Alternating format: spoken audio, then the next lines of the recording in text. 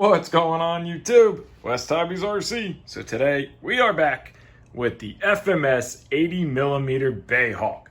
So huge thank you to FMS for go ahead and sending out the Hawk to me. So we're gonna go ahead, do the build and the setup in this video and made in flight in the next video. So go ahead, hit that like button, hit that subscribe button. Let's get started. Being an FMS model, they come packed extremely well. I cut the tape already so we could go ahead and open this. So you get everything you need in the box. You just need to throw your receiver and battery in it, set it up to your radio. All your linkages come pre-installed on your ailerons and your flaps, as well as your elevator rudder. Your retractable landing gear are already installed with nice flaps. This is an 80mm setup. So you have your manual inside the box here. So you go ahead and go through your manual.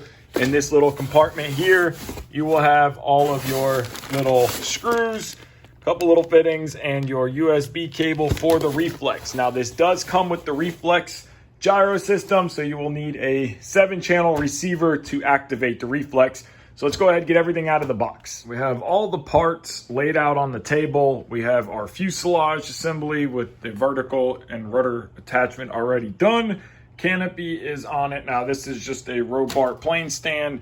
Highly recommend getting one of those if you don't have that. So we have our elevator and horizontal stab. We have our fuel tank here. We have our wing assembly done here. This is a 1042mm wing from wingtip to wingtip, 41 inches. The overall length of the fuselage is 48 inches or 1226 millimeters. It comes in at 2,600 grams with a brushless motor. Of course, we have our fan unit down inside the fuselage here, and that fan unit down there is a 80mm 3280 motor, 2100 kV with a Predator 100 amp ESC tucked up into there. It does fly on a 6S 4000. I'll be running this on a 6S 5000, and we will have 8 13-gram servos. So 2 per side of the wing, 4 for the wing, 1 for the vertical for the rudder, 2 for the elevator, and as well as 1 for the steerable nose gear, and then tricycle retracts. So we have everything out here, our manual. We have our little bag with all the screws in it. So we're gonna get some drivers out and let's get started with the assembly. So our first step is going to be putting on our horizontal stabilizer and our elevator. So now in the back of the fuselage here, one thing, FMS did a great job by making all of your screws for the assembly the exact same screw. So you don't have to guess what screws go where, the lengths, they're all the same 2mm driver. So you're gonna take your 2 wires right out here, and you'll notice that they have these nice little clips in them, so you don't have to use heat shrink or anything, and they lock. It doesn't matter which side plugs into which, they are both the same. So you're gonna take your stab here, undo your tape, go ahead, get your servos plugged in, of course, black to black, red to red, yellow to yellow. So you can kind of just leave it here, come across and get these plugged in. Again, make sure your color combination is correct.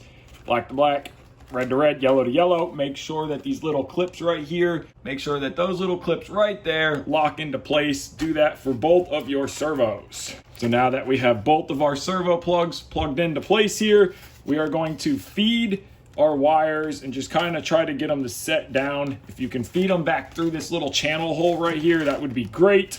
Just try to get them out of the way here. They both fit nicely into here, both of the servo plugs.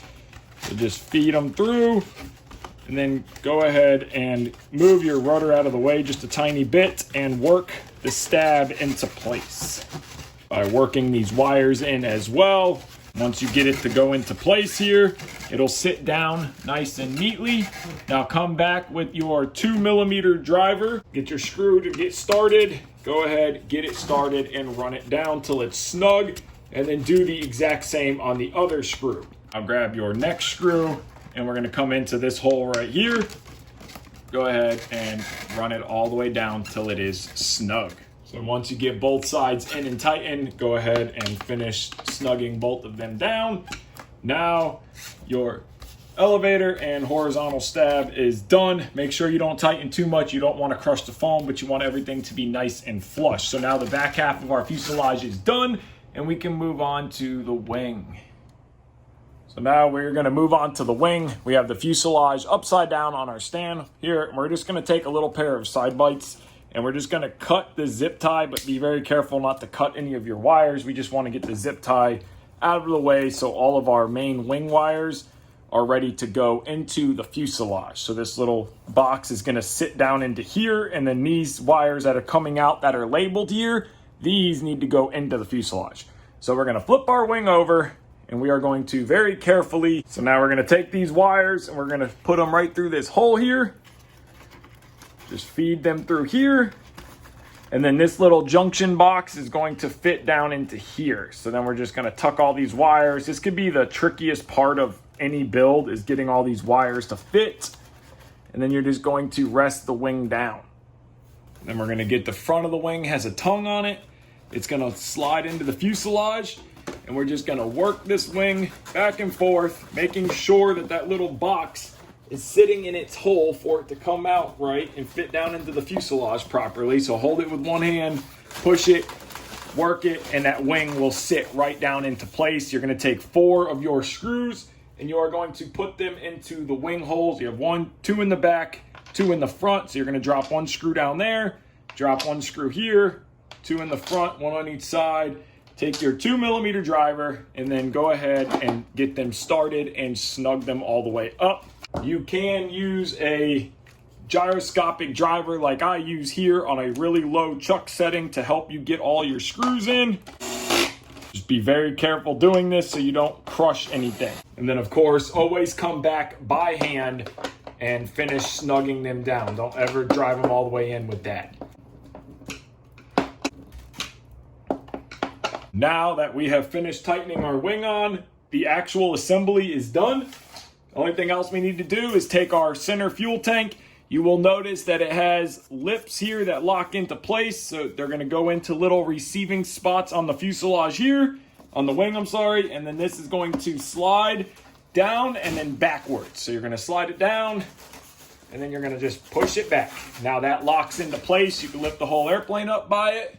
Now we need to put our ventral fins in. Now remember, if you look, the taller side goes to the front of the airplane. So the front's here, the tail's here. So we want, these are gonna do the same thing as that center fuel tank. They're gonna slide down and then push back to lock into place with the taller side to the front. Same on this side, push down, slide to the back, taller side to the front. Now our ventral fins are installed, our center fuel tank's installed. So the build is done other than 2 little plastic antennas. We have 2 of these little guys and they are going to foam tack. One's going to go into here just like this and then 1 in the top. This one's going to go right here. Again, put some foam tack on them and glue them into place just like that. So now we are ready for the receiver setup part and mounting our receiver inside of here. So we're going to deal with this, mount our receiver. I want to change this connector over to a XT90 because that is what I use. And then we have to remount our reflex and make a nice little tray here for the receiver. Screw your front on just like this. It is threaded. You can just screw it on and off so that way you can take it off for transport, or if you're stacking the airplane somehow, that just screws right on, tightens right down. Now that is done. So I got my reflex double-sided tape back down, so just double check yours, make sure it's not popping out. I also went ahead and soldered up a XT90 on mine and my line for voltage to my receiver, a couple pieces of heat shrink to hold it. And then I went ahead and I moved the reflex back because I know that some of this foam to get your battery back, depending on your flying style, how you like your CG. So I just wanted to be able to remove some foam if I need to slide my battery back. And then I went ahead and I cut a piece of 1/8" plywood, vinyl wrapped it for a receiver mount. And this is going to go down inside of here. I will glue this whole assembly in place. This will slide all the way back and it will give me a nice and clean mount for my receiver. Get that glued in, wired up, and then we can move on to placing the antennas. Went ahead, got the receiver plate glued into place, got all of our servo pins. It's just your normal throttle, aileron, elevator, rudder, flaps or gear, then flaps, and then channel 7. If you want to have a switchable mode on the reflex, you need a 7th channel to have your switchable. So you can have it completely off, stabilized, and then the auto level bank mode. Of course, we got our telemetry lead plugged in here, and we got antennas glued in, little things to hold our antennas. So we're gonna let that dry and start the radio. We got the gear down. We got the battery put inside. So we are running a 6S Lapierre Air 6200. So it's a little bit on the big side, but it's pushed all the way back. We could go back more. We CG'd at 90 millimeters from the leading edge to my dots, 90 millimeters. It's a tad on the nose heavy side. That's where I want to keep it for the first flight. Look at the suspension. Very nice suspension on the nose gear as well as the mains. FMS did a great job. The gear doors have a metal rod that comes through and it pulls them closed when the gear comes up, which is awesome. So now we are going to set the radio up and see what this thing looks like with the LEDs on. We got it powered up, just binded it to the radio. LEDs are nice and bright. Everything is working like it should. So now for dual rates and everything, I do not run dual rates. I don't run Expo. So I have everything set on my transmitter to full throws. This is what my flaps are looking like. That's takeoff flaps. Landing flaps. Flaps up. I have full deflection maxed out. I will adjust from there. That's just my flying style and what I prefer.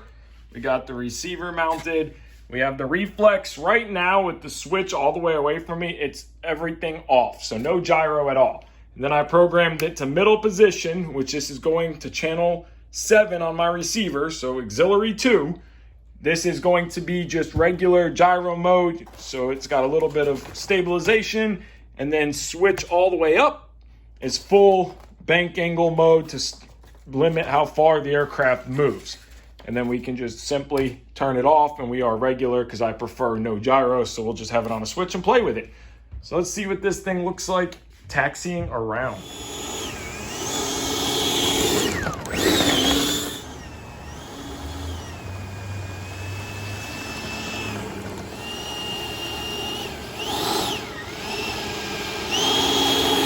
We are at dusk right now, and the LEDs look incredible. FMS did a fantastic job with the 80 millimeter Hawk. I am very excited to fly this thing, see how it performs. It looks great, and it should fly just as good as it looks. Just look at those lights. We can get a good shot of the gear, how everything looks underneath the airplane. See how the gear doors work.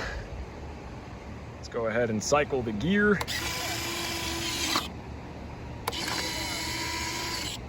So we can see the gear doors closing. And the nose.